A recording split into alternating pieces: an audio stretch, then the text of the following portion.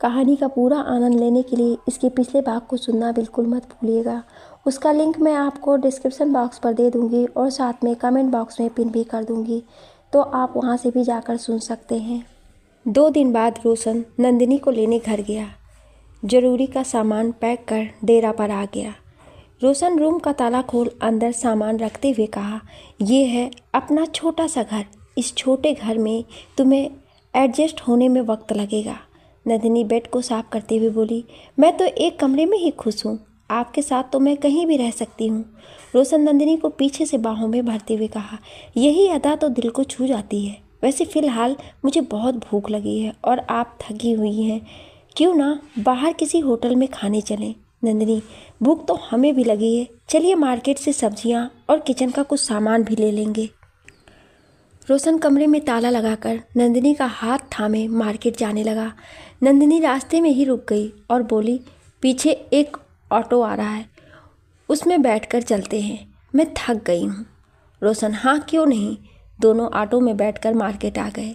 नंदिनी ज़रूरत का सामान लेने लगी। रोशन भी चुपके से फूलों की दुकान से एक मोगरे के फूलों से बना गजरा खरीद लिया और उसे अपने पैकेट में रख नंदिनी के पास आ गया।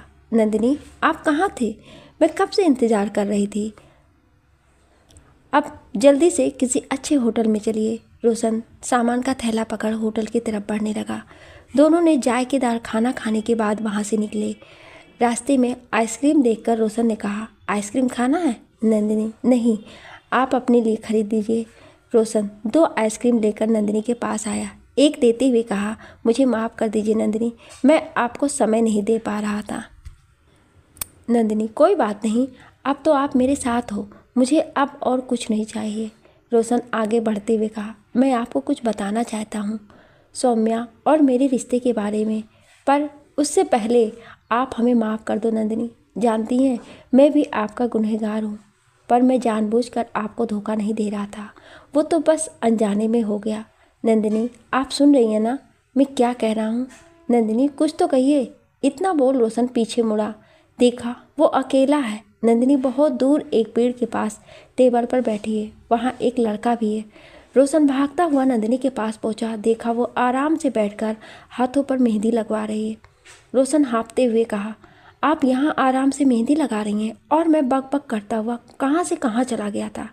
नंदिनी हंसते हुए बोली, मुझे मेहंदी लगाने वाला दिखा तो मैं लगवाने लगी। मैंने आवाज़ भी दी पर आपने सुना नहीं। फिर मैं सोची जब आप मुझे नहीं देखोगे तो ढूंढते हुए ज़रूर आओगे। खैर देखो कैसी लगी है मेहंदी, अच्छी है ना? रोशन, हाँ बहुत ही खूबसूरत है। अब घर चले? नंदिनी, हाँ। इतना बोल नंदिनी मेहंदी खराब ना हो जाए इस डर से अपने हाथ को सबसे बचाते हुए ऑटो में बैठकर घर के लिए निकल गई। तभी रास्ते में रोशन का मोबाइल बजा। रोशन नंबर देख कॉल कट कर दिया, साथ ही मोबाइल को स्विच ऑफ भी कर दिया। नंदिनी ने उत्सुकता से पूछा, किसका फ़ोन था? रोशन गाड़ी से बाहर झांकते हुए कहा, रॉन्ग नंबर था। दोनों घर आए। आते आते नंदिनी की मेहंदी सूख गई थी। हाथ साफ कर झट से कपड़ा चेंज कर साड़ी का पल्लू कमर में लपेटते हुए रूम में सामान को सही तरीके से रखने लगी। रोशन नंदिनी के कमर में हाथ लगाकर पल्लू को निकालते हुए बाहों में भर लिया और हाथ की मेहंदी को देखते हुए कहा, आपकी गोरी गोरी कलाइयों पर ये लाल चूड़ियाँ और मेहंदी बहुत ही खूबसूरत लग रही है, पर उससे भी ज़्यादा आप सुंदर लग रहे हो। इस तारीफ के बदले एक किस करना बनता है।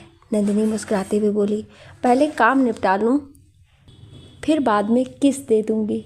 रोशन नंदिनी के गाल को चूमते हुए कहा, ठीक है, आप अपना काम ख़त्म कर लीजिए, तब तक मैं कुछ काम करके आता हूँ। इतना बोल रोशन चला गया।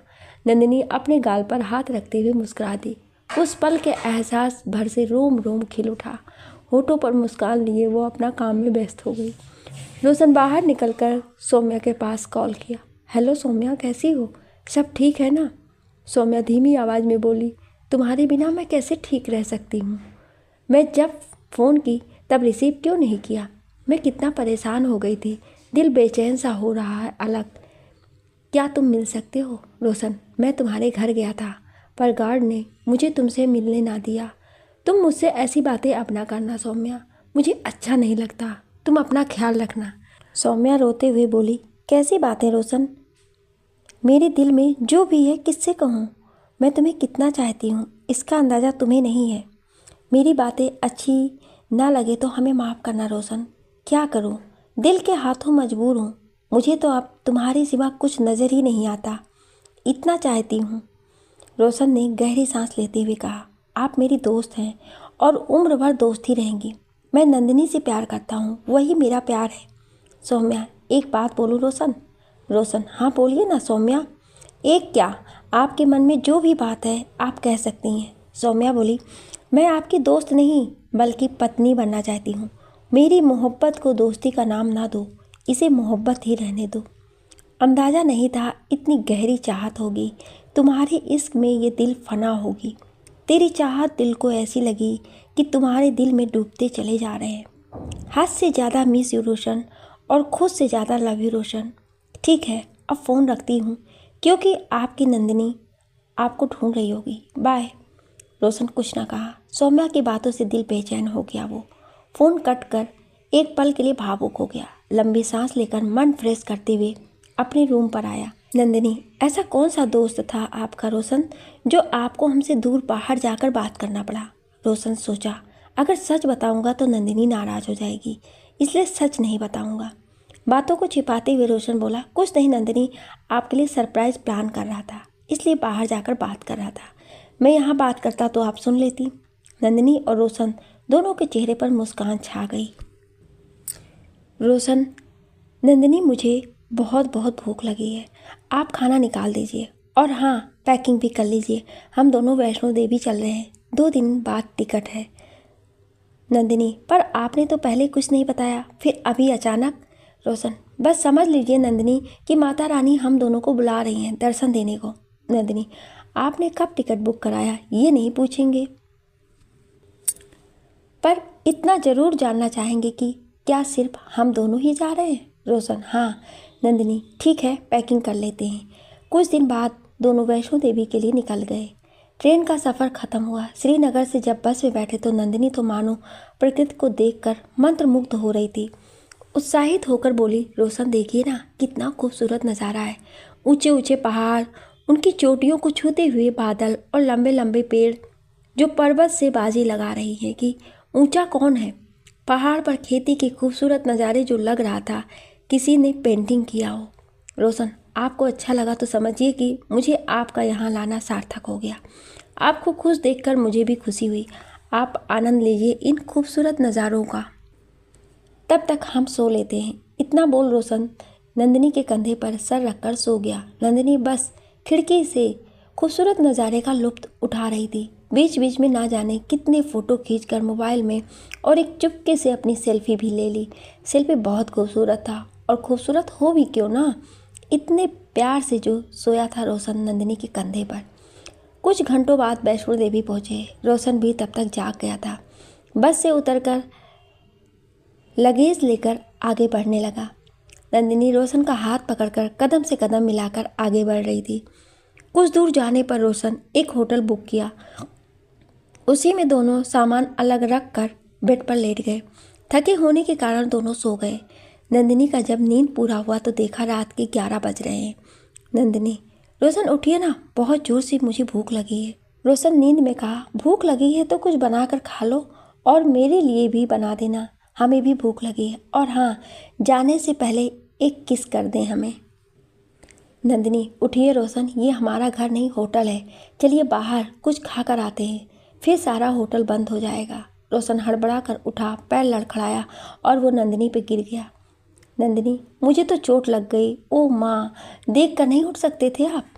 रोशन नंदिनी को किस करते हुए कहा, पर हमें तो अच्छा लगा, कसम से मज़ा आ गया। इतना बोल रोशन गाना गाने लगता है। तेरे मस्त मस्त 2 नैन, मेरे दिल का ले गए चैन, मेरे दिल का ले गए चैन, तेरे मस्त मस्त 2 नैन।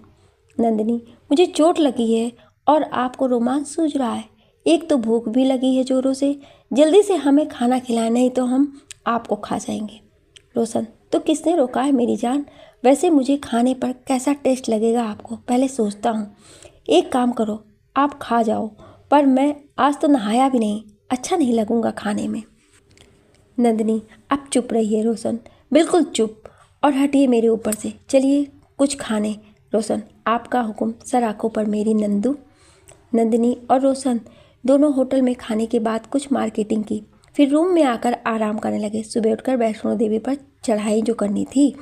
सुबह के 4 बजे दोनों उठे। नंदिनी नहाकर पीले रंग के सूट, हाथों में चूड़ा, माथे पर छोटी सी बिंदी लगाकर तैयार हो गई। रोशन भी नीले रंग का कुर्ता, व्हाइट कलर का पजामा पहनकर तैयार हो गया। दोनों आगे की यात्रा के लिए निकल गए। आधा सीढ़ी चढ़ने के बाद नंदिनी के पैरों में दर्द होने लगा। नंदिनी, रोशन अब मुझसे ऊपर चढ़ा नहीं जा रहा है। रोशन, मेरा हाथ पकड़कर चलिए, देखिए कितनी खूबसूरत इन पहाड़ों पर बादलों के नज़ारे हैं। नंदिनी, हाँ, इस जगह के बहुत ही खूबसूरत नज़ारे हैं, जितनी तारीफ करो कम है, पर फिर पैर दर्द कर रहे हैं। थोड़ा देर आराम कर लेते हैं, फिर आगे बढ़ेंगे। रोशन, ठीक है, आप आराम करो, तब तक हम घर पर बात कर लेते हैं। रोशन, हेलो सुजाता, कैसी हो? घर पर सब ठीक है ना? और माँ ठीक है ना? सुजाता, हाँ भाई, सब ठीक है, आप चिंता ना करो, आप बस अपना और भाभी का ख्याल रखना, यहाँ पर हम देख लेंगे। रोशन, क्यों, कुछ हुआ है क्या? कुछ हुआ है तो बताओ, कोई प्रॉब्लम नहीं है ना? सुजाता, वो भैया सौम्या आई थी, वो आपके डेरा पर भी गई थी, पर वहाँ आप नहीं थे तो आपको ढूंढते ढूंढते घर पर भी आ गई। रोशन, कुछ कहा क्या उसने? सुजाता, वो बहुत रो रही थी और बोली कि वो सिर्फ आपसे ही बात करेगी। आपके नंबर पर लगाया भी, पर कॉल लगा नहीं। रोशन, हाँ, क्योंकि हम सौम्या का नंबर ब्लॉक कर दिए थे, इसलिए कॉल नहीं लग रहा होगा। सुजाता, सौम्या बहुत परेशान लग रही थी, आपके रूम में बैठकर बहुत रोई, फिर आपका फ़ोटो लेकर चली गई। सौम्या बोली कि बात करने के लिए, इसलिए जब टाइम मिले तो सौम्या से बात कर लेना। रोशन, कोई बात नहीं, अपना और माँ का ख्याल रखना, हम फ़ोन रखते हैं। इतना बोल रोशन फ़ोन रख दिया, पर उसके दिमाग में फिर से सौम्या छा गई। सोचने लगा, आखिर सौम्या को क्या परेशानी आ गई जो वो मुझे पागलों जैसी ढूंढ रही है? ज़रूर कोई बड़ा प्रॉब्लम होगा, थोड़ी देर में बात कर लेता हूँ। नंदिनी, क्या सोच रहे हो रोशन? घर पर सब ठीक है ना? रोशन, हाँ, सब ठीक है। अब आगे चलना है या और आराम करना है? नंदिनी, अब आराम नहीं करेंगे रोशन, चलिए, नहीं तो दर्शन करने में देर होगी। इतना बोल नंदिनी आगे बढ़ते लगी। रोशन नंदिनी का हाथ पकड़कर चलने लगा। ऊपर पहुंचते पहुंचते नंदिनी की हालत ख़राब होने लगी, उससे चला भी नहीं जा रहा था। नंदिनी, अब मुझसे चला नहीं जा रहा है रोशन। रोशन नंदिनी को गोद में उठा लिया और बोला, चलो अब चलते हैं। नंदिनी, कोई देखेगा तो क्या कहेगा, उतारिए हमें नीचे। रोशन, सोचेगा कि वाह, कितना मानता है अपनी पत्नी को। वैसे कोई देखेगा तो कुछ नहीं सोचेगा, और जो सोचता है उसे सोचने दो। कुछ घंटों बाद दोनों ऊपर पहुंचे। ऊपर जाकर नहाया, फिर माता के दर्शन को निकल गए। लंबी लाइन में लगने के बाद अंदर माता के पास पहुंचे।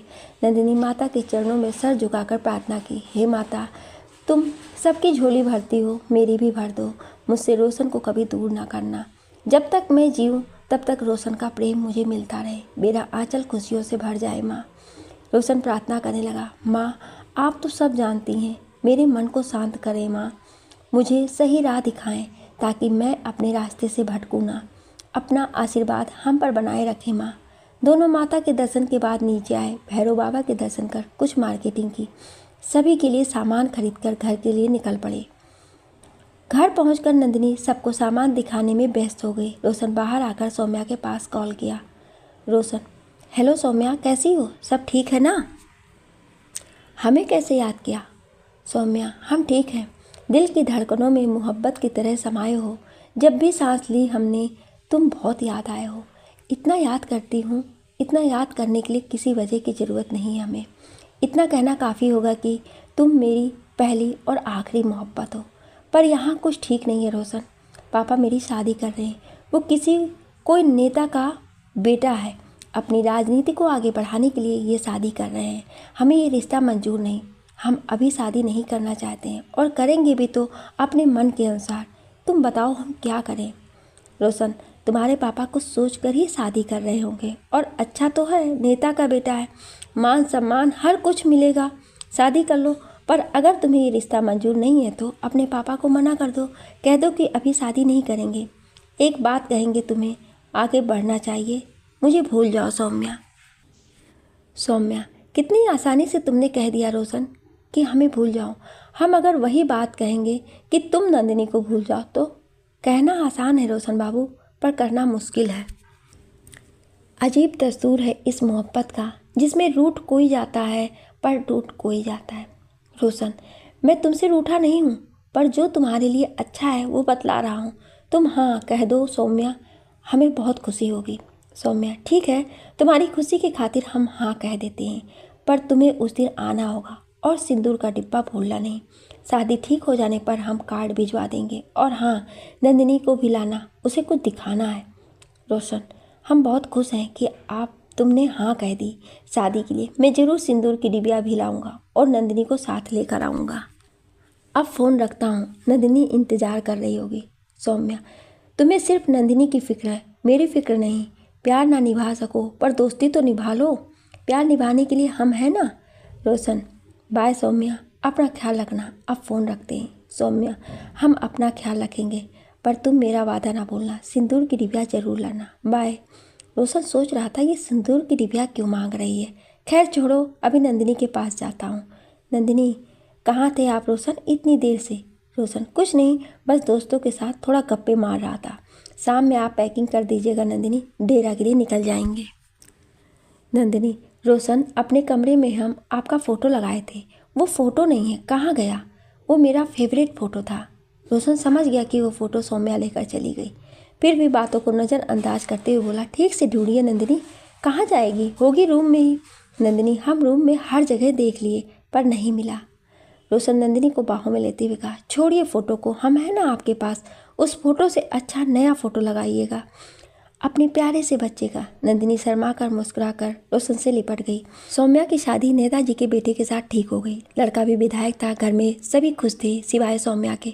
सौम्या अपनी शादी का जोड़ा खरीदने मार्केट गई, तभी राजेश का कॉल आया। राजेश, हेलो सौम्या, कैसी हैं आप? सौम्या, हम ठीक हैं, पर थोड़ा बिजी हैं, शादी के लिए मार्केटिंग करने आए। राजेश, किसकी शादी? सौम्या, आप सीआईडी हैं, पता कर लीजिए किसकी शादी। राजेश, आप शादी कर रही हैं, पर मेरा क्या होगा? सौम्या, मैं आपको पहले ही मना कर चुकी हूँ, मैं आपकी ज़िंदगी बर्बाद नहीं कर सकती। आपसे शादी करूँगी पर शायद आपको पत्नी का सुख ना दे पाऊँ। राजेश, मुझे मना करके कैसे दूसरे से शादी कर सकती हैं? सौम्या, मैं जिसको चाहती हूँ उससे ही शादी करूँगी, बस अभी इतना ही बतला सकती हूँ आपको, इससे ज़्यादा कुछ नहीं। मैं आपको अंधेरे में नहीं रखना चाहती, आप हमसे दूर हो जाइए, मेरी चाहत अपने मन से निकाल दें। मैं शायद आपको मिल ना पाऊँ, और ना मिलने का गम क्या होता है ये मुझसे बेहतर भला कौन समझ सकता है। आप बहुत अच्छे इंसान हैं, अच्छी जॉब भी है, ईश्वर से प्रार्थना करेंगे कि आपको बहुत ही प्यारी दुल्हन मिले। राजेश, नाम तो बताइए, कौन है वो खुशनसीब? सौम्या, वक्त आने पर आपको मालूम हो जाएगा, अभी रखती हूँ, बहुत सारा मार्केटिंग करना है। आप अपना और अपने दोस्त का ख्याल रखिएगा उम्र भर मेरे लिए। राजेश, मैं तो आपका भी ख्याल रखना चाहता हूँ, एक मौका तो दें। सौम्या, हम वो मौका किसी और को दिए थे, पर उन्होंने ठोकर मार दी, अब किसी और से क्या उम्मीद कर सकते हैं। बाय, हम फ़ोन रखते हैं, शायद ये हमारी और आपकी आखिरी बात हो। मेरे दिल से दुआ है आप हमेशा खुश रहें। अगले मंथ मेरी शादी है, आ जाइएगा जनाजा मेरा उठाने। राजेश, जनाजा मतलब? नहीं समझे आप, पहले क्यों बुझा रही हैं हमें, कुछ समझ नहीं आ रहा। सौम्या, कुछ नहीं, यूं ही मजाक कर रहे थे। राजेश, ठीक है, बाय, आप भी अपना ख्याल रखिएगा। फ़ोन कट होते ही सौम्या रोशन के पास कॉल की। हेलो रोशन, हम शादी का जोड़ा लेने मार्केट आए हुए हैं, आप बताइए कौन सा कलर का जोड़ा लें। रोशन, आप इतनी खूबसूरत हैं, आप पर तो हर रंग का जोड़ा खूबसूरत लगेगा। सौम्या, बताइए भी जल्दी, रेड, ऑरेंज, पिंक, कौन सा? रोशन, दुल्हन पर तो रेड जोड़ा ही खूबसूरत लगता है। सौम्या, ठीक है, बाय, शादी का कार्ड भिजवा दिए हैं, आप और नंदिनी आ जाइएगा, रखते हैं, बाय। सौम्या मार्केटिंग कर घर आई। आते ही सोफे पर सर रखकर आंखें बंद की और आराम करते हुए गहरी सोच में खो गई। माँ, क्या हुआ बेटा, क्या सोच रही हो? सौम्या, कुछ नहीं माँ, बस बीते दिनों को याद कर रही थी। वो बीते पलों ने हंसाया भी, रुलाया भी, प्यार भी दिया और नफरतें भी दी। माँ, इतना मत सोचो बेटा, जिंदगी में उतार चढ़ाव आते रहते हैं, जरूरी नहीं कि जो हम सोचे वही हो, कभी कभी सोच से अलग भी ज़िंदगी में हो जाता है। इतना टेंशन मत लो बेटा, कुछ ही दिनों में तुम्हारी शादी है, खुश रहो। सौम्या माँ की गोद में सर रखकर लेट गई। माँ सौम्या के बालों को सहलाने लगी। सौम्या की आंखों से आंसू की बूंदें छलक आईं। शायद ये बीते दिनों के जज्बात थे जो अश्क बन आंखों में उभर आए। सौम्या 2 दिन बाद रोशन के दिए हुए खत को जला दी, मोबाइल के सभी मैसेज को डिलीट कर दी। इधर रोशन मार्केट से सिंदूर का डिब्बा खरीद उसे पैकिंग करवा लाया था। अपने गोदरेज में छिपा दिया ताकि नंदिनी ना देखे। नंदिनी रोशन को कुछ छिपाते हुए देख ली पर कुछ ना बोली, अपने काम में व्यस्त हो गई। रात का खाना खाने के बाद नंदिनी कुछ बुक लेकर बेड पर लेटकर पढ़ने लगी।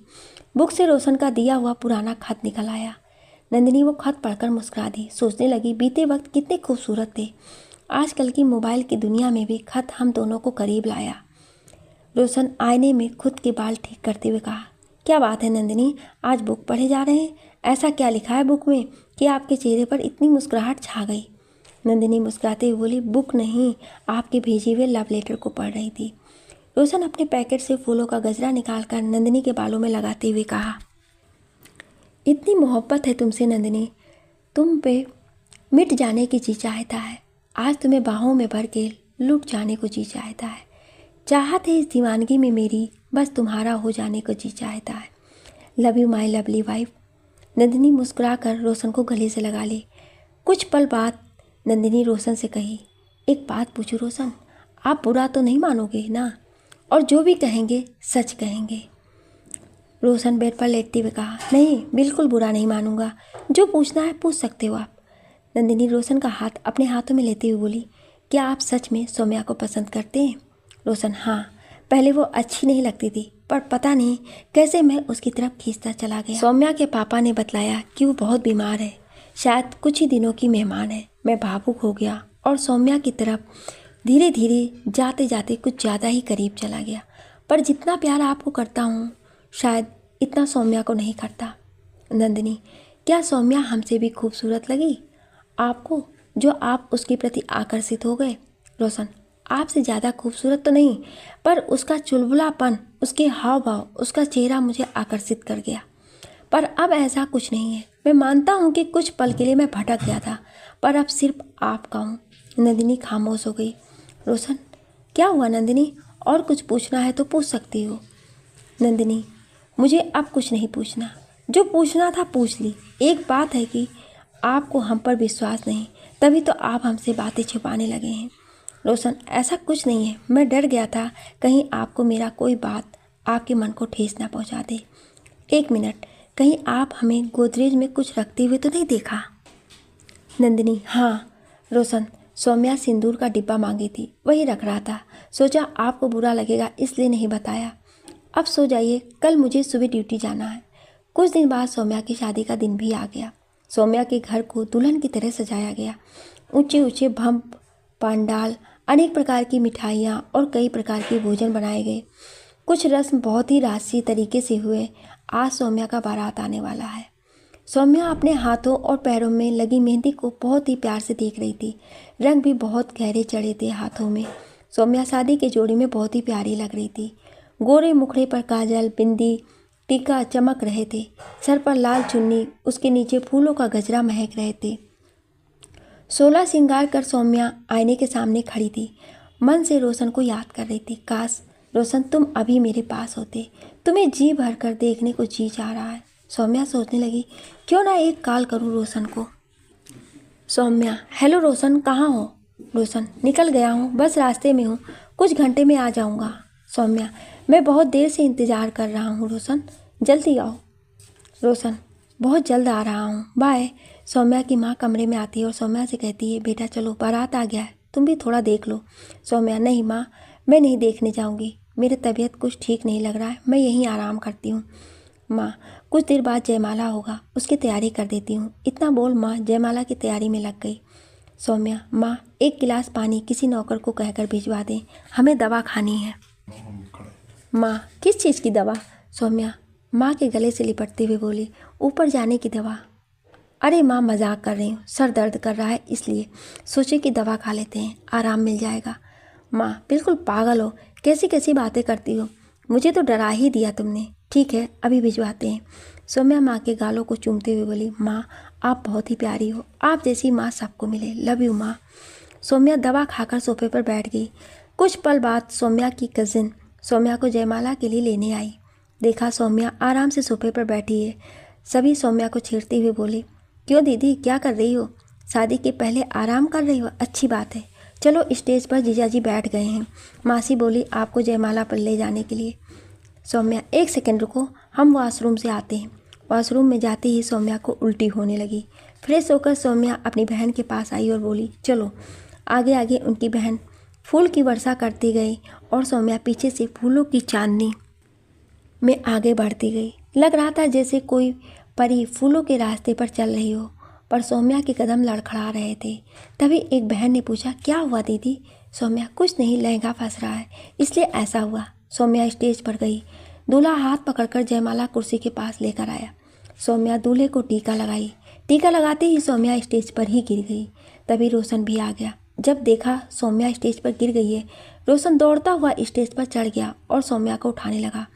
चारों तरफ से हल्ला होने लगा, अरे कोई डॉक्टर को बुलाओ, नहीं इसे अस्पताल लेकर जाओ। क्या हुआ सौम्या को? सौम्या के पापा भी दौड़कर स्टेज पर आ गए। रोशन झट से सौम्या को गोद में उठाकर हॉल में सोफे पर लिटा दिया। सौम्या के हथेली को सहलाने लगा। चीखते हुए बोला, क्या हुआ सौम्या? कुछ तो बोलो, देखो मैं आ गया, कुछ तो बोलो। रोशन सौम्या के चेहरे पर पानी की छींटे मारे। सौम्या धीरे से आंखें खोली, थरथराते होठों से कहा, रोशन तुम मेरी मांग भर दो। मैं सुहागन इस दुनिया से जाना चाहती हूँ। मैं तुम्हारी नहीं हो सकी तो किसी और की भी नहीं हो सकती। तुम मेरा प्यार थे और रहोगे भी। हम तुमसे सच्चा प्यार किए थे रोशन, तुम्हारे सिवा कोई नहीं छू सकता है। मेरी मांग भरकर अपनी बाहों में समेट लो रोशन। मेरे पास वक्त नहीं है, मैंने जहर खा लिया है। रोशन, तुम्हें कुछ नहीं होगा। इतना बोल रोशन फूट फूट कर रोने लगा। सौम्या, मेरे पास वक्त कम है रोशन, मेरी ज़िंदगी में ये सिंदूर भरो मेरी मांग में, मेरी आखिरी इच्छा पूरी कर दो रोशन। बोलते बोलते सौम्या के मुंह से ढेर सारा झाग निकलने लगा। सौम्या के पापा कभी सौम्या के पास आते तो कभी नौकरों को पर गुस्साते। जल्दी से कोई डॉक्टर बुलाओ। नौकर डॉक्टर को फ़ोन कर दिए, साहब आ रहे हैं। रोशन सौम्या को देख जैसे सब कुछ भूल गया। वो नंदिनी को बहुत ही मजबूर निगाहों से देखता है। नंदिनी हाँ में सिर हिला दी। जैसे ही रोशन सौम्या की मांग में सिंदूर डालता है, सौम्या सबको अलविदा कहकर इस दुनिया से चली गई। रोशन सौम्या को बाहों में भरकर जोर जोर से चिल्लाता है, फूट फूट कर रोते हुए। कभी वो नंदिनी को देखता है तो कभी सौम्या को, कभी पागलों सा सौम्या के चेहरे को चूमता है। रोते हुए जब रोशन सौम्या के हाथों को पलटता है तो हाथों पे लिखा था, अगले जन्म तुम मेरे हो रोशन, मुझे कभी ना भूलना। रोशन चीखते हुए कहता है, लव यू सौम्या, मैं कभी नहीं भूल सकता हूँ तुम्हें और तुम्हारे प्यार को। हमें माफ़ करना सौम्या, हमें माफ़ करना। जब सौम्या के पापा सौम्या को जैसे ही छूना चाहे, रोशन धक्का देकर गिरा देता है। रोते हुए कहता है, सौम्या के इस हालत की जिम्मेदार आप हो, आपको छूने का अधिकार नहीं है। आपको तो बेटी से ज़्यादा राजनीतिक प्यारी थी। दूर हटो मेरी सौम्या से। माँ जैसे सन्न रह गई। उन्हें तो अपनी आंखों पर विश्वास ही नहीं हो रहा था कि उनकी लाडली बिटिया जो भी गले से लिपट रही थी वो छोड़कर बहुत दूर चली गई। नंदिनी कभी माँ को तो कभी रोशन को संभालने में लगी थी। किसे पता था इस प्रेम का अंत ऐसा होगा। सौम्या नंदिनी और रोशन की ज़िंदगी से हमेशा हमेशा के लिए बहुत दूर चली जाएगी। जाते जाते अपने पापा को भी सबक दे जाएगी और ना जाने कितने अनगिनत सवाल अपने साथ लेकर चली जाएगी। इस इश्क एक छलावा में तो छल कहीं ना कहीं सौम्या के साथ हुआ। दिल की गहराइयों से चाहा था जिसे, कहाँ पता था उनके इश्क में फना हो जाएंगे।